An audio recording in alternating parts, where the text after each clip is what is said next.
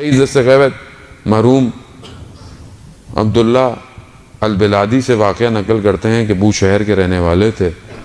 کہتے ہیں کہ کافی پرانی بات ہے، لوگ حجوں میں پیدل اور کشتیوں میں سفر کیا کرتے تھے۔ اصفہان سے علماء کچھ لوگوں کے ساتھ آئے، ان کو وہاں سے کشتیوں پہ نہیں بیٹھنے دیا گیا کہ وہ حج کی طرف جاتے۔ بہت ان کو برا لگا کہ ہم 1 مہینے کی مسافت طے کر کے آئے ہیں، جس طرح 1 مہینہ لگا ہمیں یہاں تک، اب ہم واپس نہیں جائیں گے۔ خیر ان کو اختیار میں ایک مسجد دے دی۔ اب وہ مسجد میں نماز اور اس کے بعد مجلس، اور مجلس میں گریا، شدید گریا، توسل امام حسین علیہ السلام سے کہ ہم تو اللہ کے گھر کی زیارت کے لیے آئے تھے۔ کہتے ہیں 4-5 دن مسلسل یہ ان کا روٹین چلتی رہی۔ تو ایک دن وہ شخص جنہوں نے ویزے دینے تھے وہ خود چلتے ہوئے آ گئے کہ آپ کو اجازت مل گئی، آپ جائیں۔ چلے گئے۔ وہ عالم دین کہتے ہیں کہ میں نے کچھ مہینوں کے بعد ایک شخص کو دیکھا جو انہی کے گروہ میں تھا، اس کی عجیب سی حالت تھی۔ تو میں نے کہا کہ تم تو انہی علماء کے ساتھ نہیں تھے جو اصفہان سے آئے ہوئے تھے عالم دین اور ان کے ساتھ؟ کہتا ہاں۔ تو کہتے باقی لوگ کہاں گئے؟ کہتے جب ہم یہاں سے نکلے تو ہم پر چور پڑ گئے، ہماری ہر چیز غارت کر لی، پھر رستے میں ایک وبا کا شکار ہو گئے اور سب مر گئے، صرف میں باقی بچ گیا۔ تو وہ کہتے ہیں کہ خدا نہیں چاہتا تھا ان کو بھیجنا، مگر انہوں نے اصرار اتنا کیا اور نابود ہو گئے۔ زندگی ایسی ہے مولانا صاحب، میں تو بہت اچھا چاہتا ہوں، میں تو زیارت پہ جانا چاہتا ہوں، میں تو اگلے کی مدد کرنا چاہتا ہوں، اس لیے اتنے کما رہا ہوں، اتنا کام کر رہا ہوں۔ نہیں عزیزان محترم، یہ خدا جانتا ہے کہ کتنا آپ کو دینا ہے۔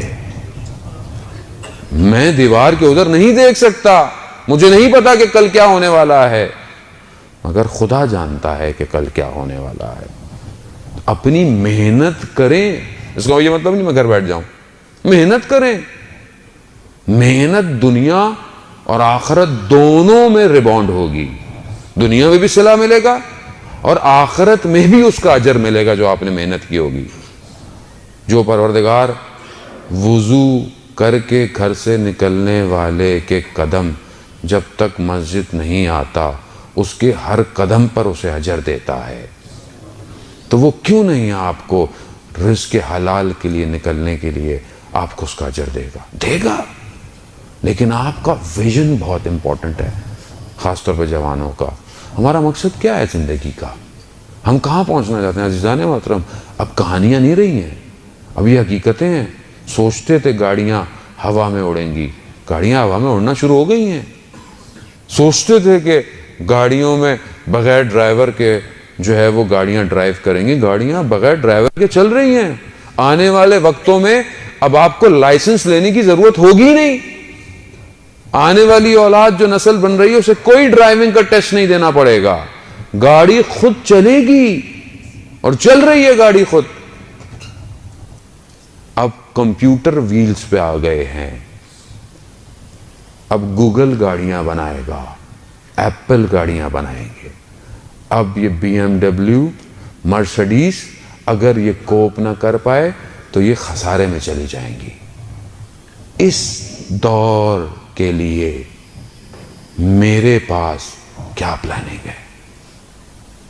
آپ کیا سمجھتے ہیں امام زمانہ آئیں گے؟